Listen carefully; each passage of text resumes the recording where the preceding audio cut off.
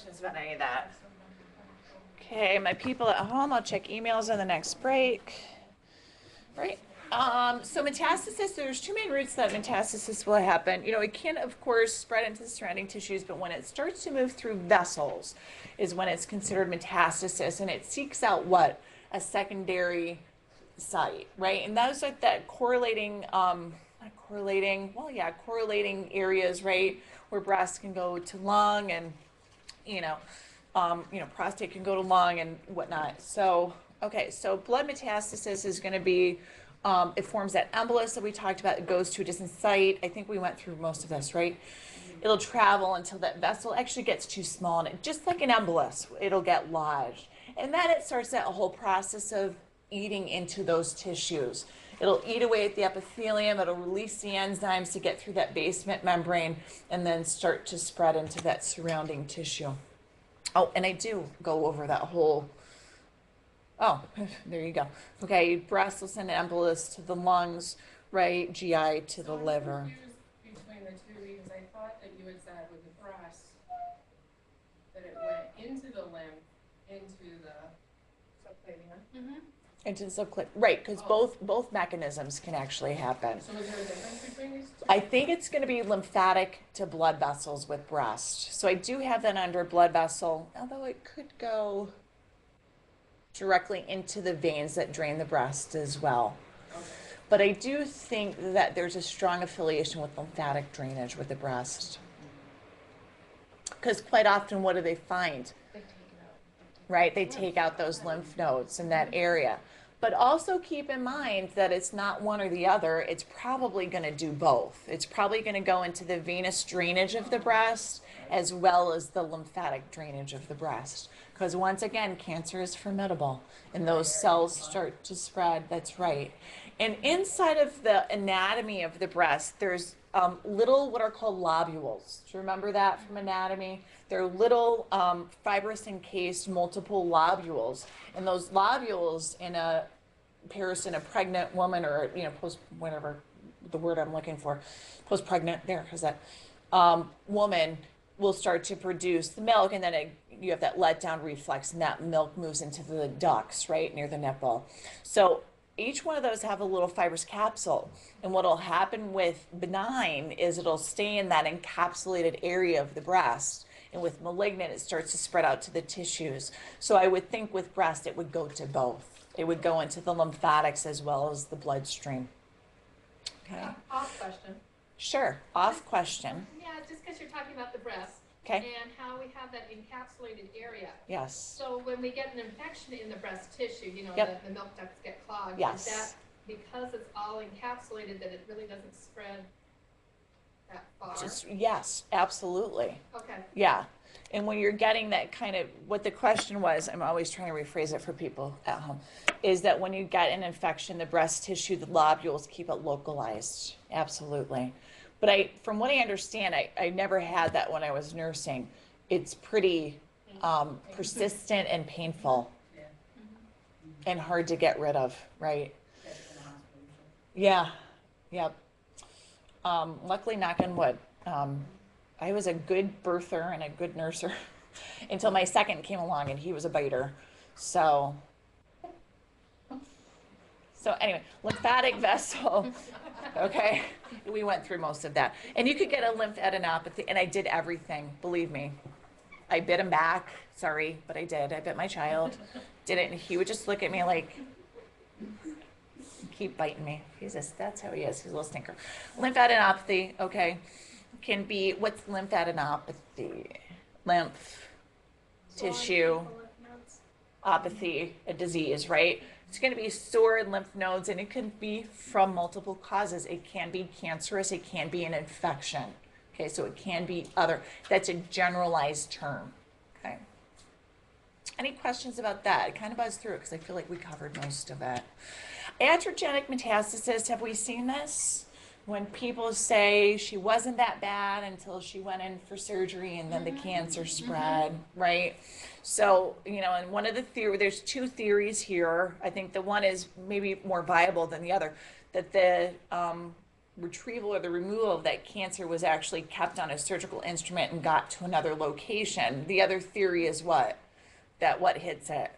Oxygen hits it and then it spreads. And don't you hear people deny that all the time? But how often do you see it?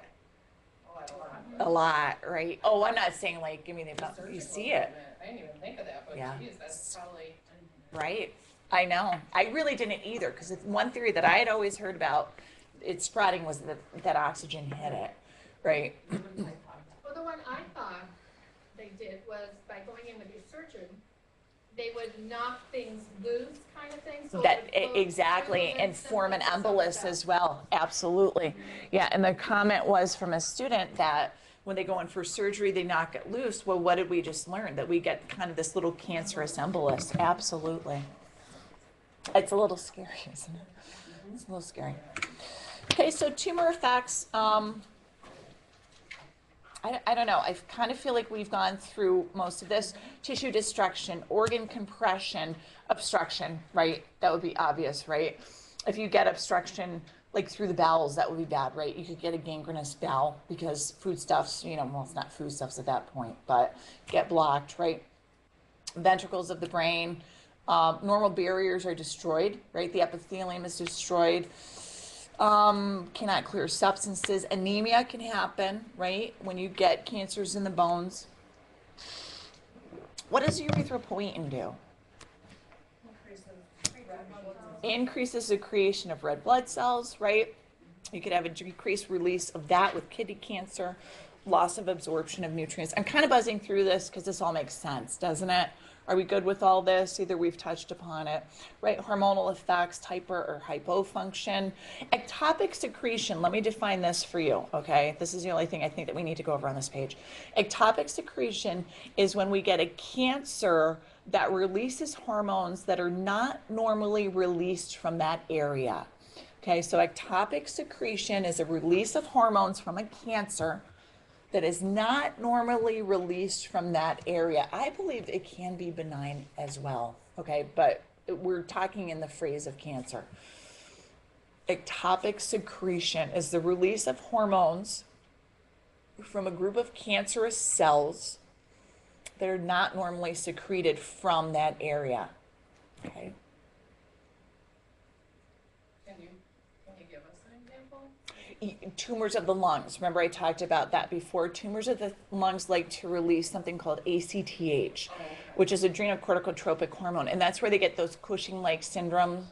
Do you know what Cushing's is? Yeah. Moon facies, the buffalo hump. Right. They have the inability to facilitate the use of glucose well. They can't balance their electrolytes. So ACTH, is it normally secreted? it is normally secreted, but this would be a hyper production of it. So you would have the normal release of ACTH is going to actually be from the pituitary. It'll stimulate the adrenal cortex to release a bunch of different hormones that'll regulate glucose usage, the usage of sodium and potassium. Are you with me, or is this getting too? Okay, so ACTH will regulate the release of those hormones. Okay, mineralocorticoids, glucocorticoids, is that, okay.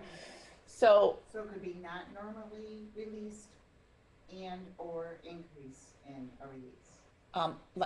let me finish this thought. For some reason, I can't focus on that right now. So what will happen is you'll also get a tumor in the lungs that's releasing ACTH. So now you get a hyperperfusion of that hormone running through the body.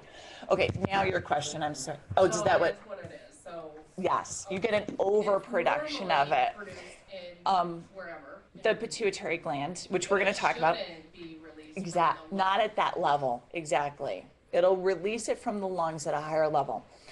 Okay. Tumors in the pituitary actually will cause an increased release of growth hormone, right? And that growth hormone will create people who get bigger, right? Acromegaly, okay, pituitary gigantism, which is not an ectopic, but but that's a whole nother term. Let's forget I said that. Okay, that's getting more into endocrine. Talking about It's the not ectopic. increase, the adrenals having the hormone and then Yes. the lung Yes. doing it. Yes. So if we have it released You were from talking the about Cushing's, lungs, but I thought Cushing's was a decrease in the thyroid to get that stimulated. No, I believe Cushing's, maybe I'm, That's what I no, thought was a lower Cushing's thyroid. what? No, Cushing's is on the Cushing's is not on the thyroid. Cushing's is on the adrenal gland, and it causes an over-release of glucocorticoid and mineralocorticoid, Okay. which are going to release. You kick in glucocorticoid and mineralocorticoid when you're in times of stress, and what that does is it'll release excess glucose, and it'll kind of facilitate the use of sodium and potassium in the bloodstream, so we can have those responses to stress. Increased release of glucose. It balances the water, which doesn't really deal. Well, it deals a little bit with the stress response. So if you keep releasing that glucocorticoids and you keep facilitating the release of glucose into the tissues, that patient will actually start to put on weight.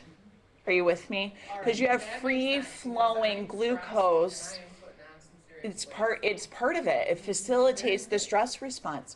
Okay, so you release excess glucose, and that excess glucose will actually cause a deposition of fat, because it's taking stored forms of glucose that are stored like in the liver and releasing it to make fat, right?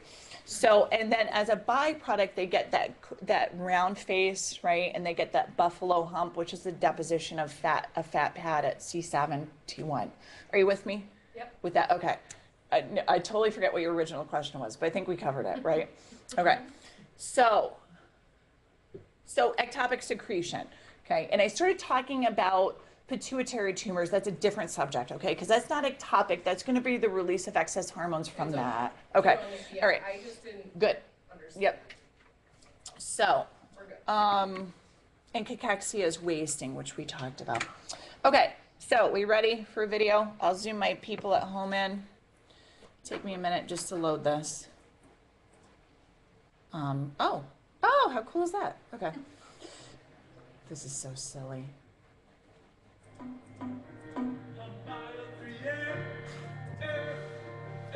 It gets better, I swear. How do I close this?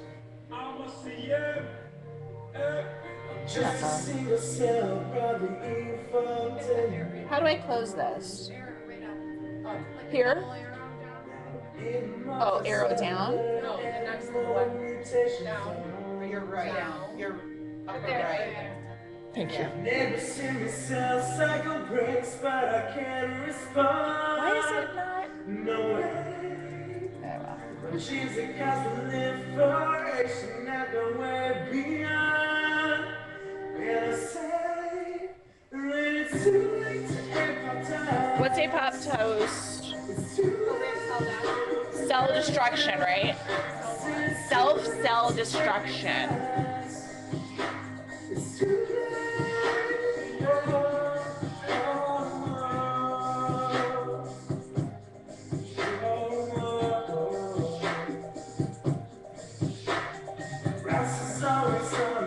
Don't worry about this. We're not going to get into this.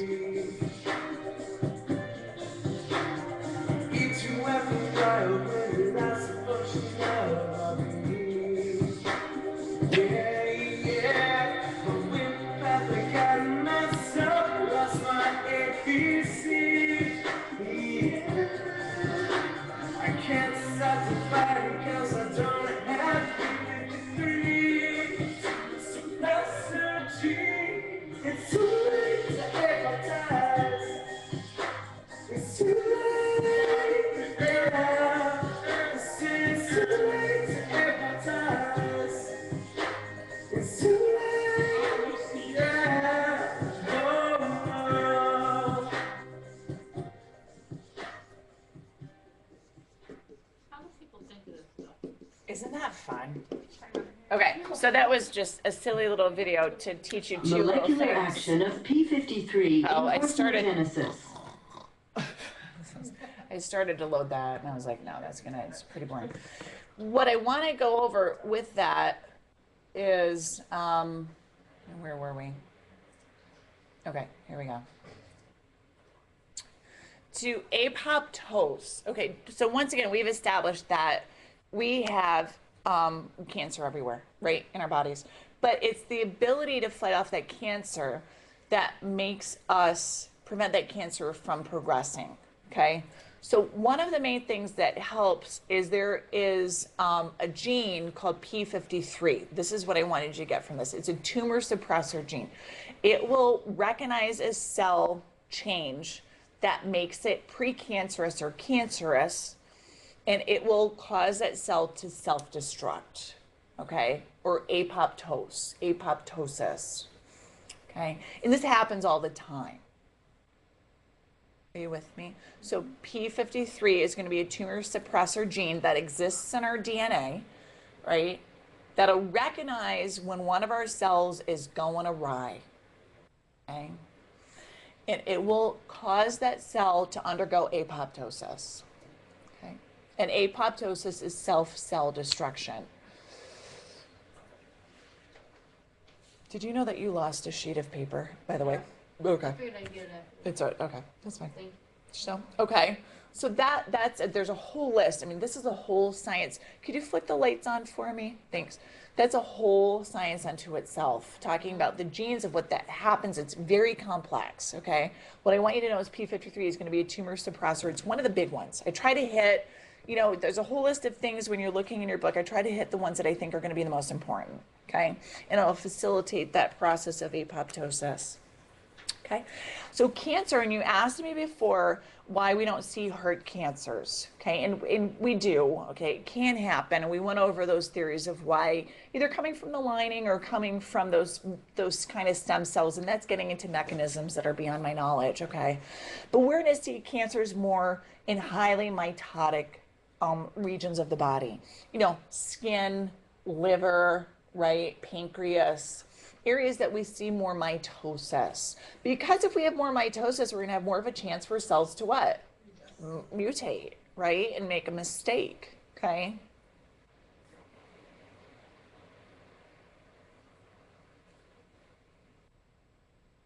So proto-oncogenes will help to regulate the normal production of proteins in cells. Okay, so this is what helps to keep cells normal. If they don't have the normal regulation of proteins and they start to shift into an abnormal regulation, they move into what's called an oncogene. Okay, and this probably sounds a little familiar, right? There are different oncogenes that will promote cancerous changes. Okay.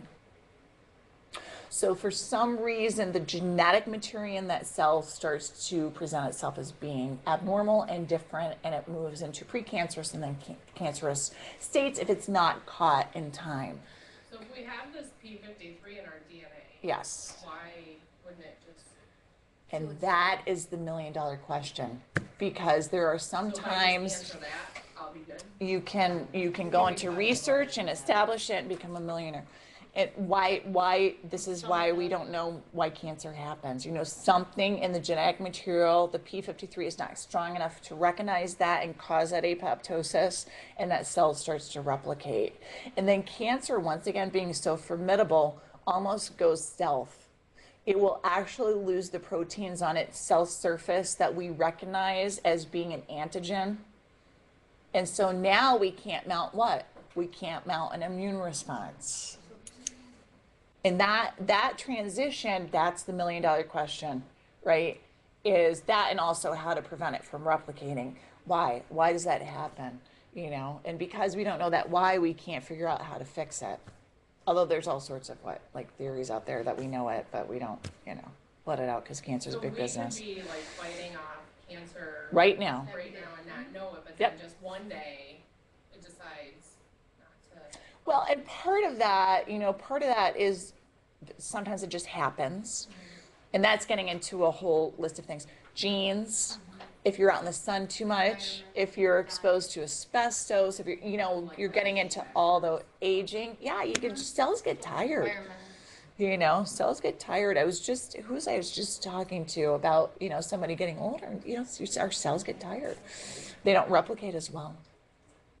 Okay. Are they doing any research on this particular gene where you can, I don't know, give it to somebody? Oh, I don't know. That's a good question. I'm sure there's all sorts of research, and I would imagine that is. But see, we have it. It's not the lack of it. It's that it malfunctions. Gotcha. Because it's in our genetic code, right? So it's in every one of our cells. So it's going to promote excessive growth of those cells, okay? Oncogenes can also create inappropriate apoptosis, okay? So it's not happening at the right times. So oncogenes can come from chemical agents, ionizing radiation, or viruses. And I think I go into that on the next page, right? So heredity, okay, we know the whole breast cancer, and I'm sure that we're mostly familiar with that, the BRCA1 and 2, okay, I put a little link there for you to check out. Colon cancer, there's a familial genetic, right? Ovarian cancer, tied in with that BRCA1 and 2, right? But then there's a whole question of does the environment come into play, right? If two people living in the same household have horrible habits, you know, right, right. Of course, BRCA1 and 2 we can test for, so we know that for sure. Rochester, what? Breast cancers. Say it again, I'm sorry. Research Center in Rochester? Oh, Rochester, yes. And so is, the comment was that there's a huge amount of breast cancers in Rochester. There is in Seneca Falls too, where I got my doctoral program.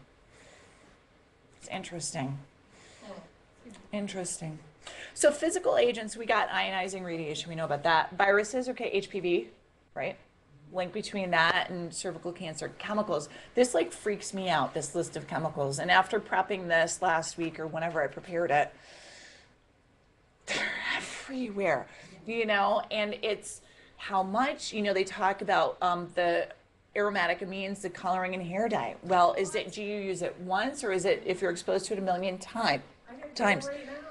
That's, I know. So, you know, this whole list of, you know, and I won't ask you the actual chemical names, but I do want you to know, you know, smoked foods, that's one of the things. Putting foods on the grill, right, is one, and having them charred supposedly creates carcinogens. Nitrite, this one freaks me out, is a preservative that they put into meats, hot dogs. It's, I actually started buying all my meat from a dairy farmer, Sunnybrook Meats, because they don't use these preservatives. It freaks me out, okay? Asbestos, obviously, you know, so, but we're surrounded by them. And some people, you know, look at my great aunts. Exactly. I just read, guys, you've got to get that medical detective book. That is, I think it's just fascinating. I just read something about a woman, because I'm trying to read the neurology chapter, because that's what we're teaching next, who was exposed to, they were exterminating her home.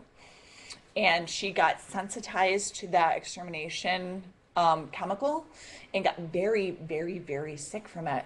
And if she was out and somebody was spraying like pesticides in the area, she would have a total abdominal cramping to the point where she couldn't stand up. You know, that saliva producing diarrhea, one exposure would trigger that relapse for her.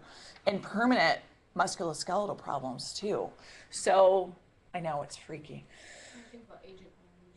Oh, scary stuff. Yeah, that's part of, I believe that part of the chemicals, right, are similar, right? So, tumor immunology. So once again, tumor-specific antigens. So the antigens on the surface of those cancer cells, they go south. They're either missing, don't spell that, please. They're either missing or they lose their ability to be recognized by that immune system, okay?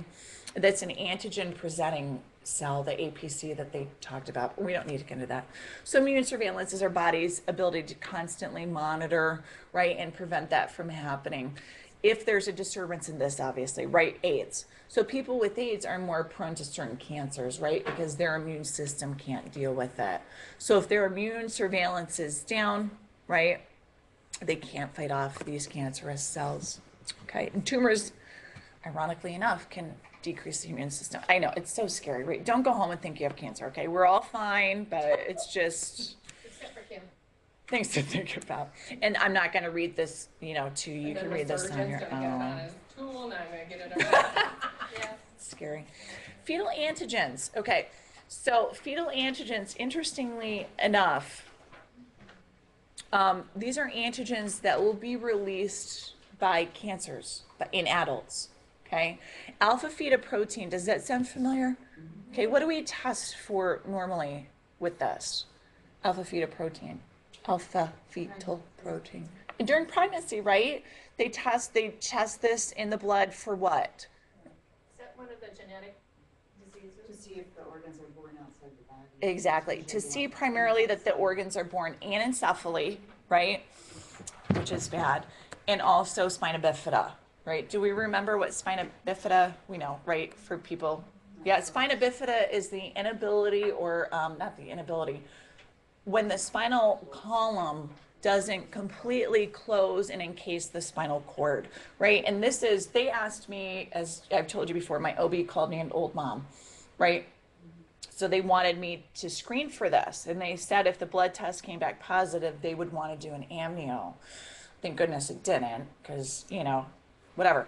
But the only reason I agreed to it, because I told them I don't, you know, it's my personal belief, I don't believe in abortion, you know, it's everyone's personal choice.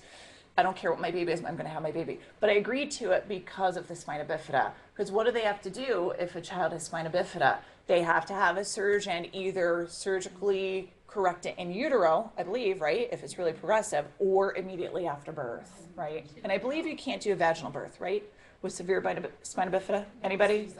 It has to be a C-section, yeah. So, you know, but anyway, if it's released in an adult, so if somebody has a blood test and they have alpha-fetoprotein, that's not a good sign. You shouldn't have embryological antigens.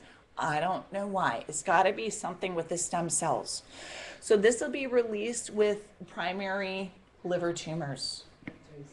Yeah. Oh, and hepatitis C. No, that I didn't know. That's cool. To know. Not cool, but it's cool to know. I always say that and then I feel bad.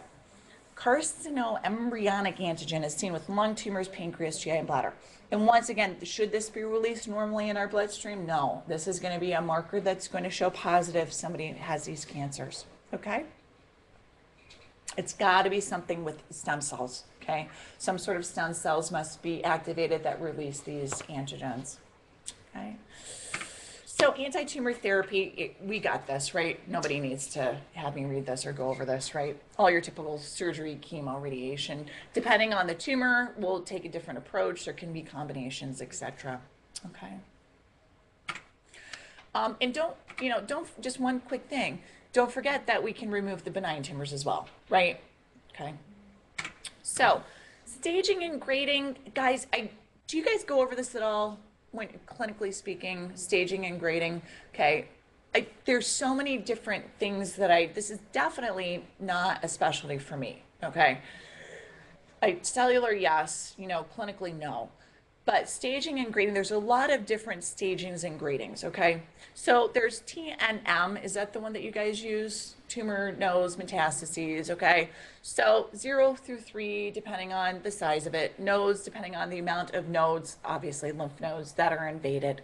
And then the metastases, I saw 0 through 3, but I also saw either just 0 and 1. Whether it is it 0 and 1, or is it positive and negative? Well, anyway, I saw different things, different places. I think you're going to, depending on where you are, what you learn, going to learn different things, okay? But metastases, variability in the metastases, or whether it's happened or not, okay?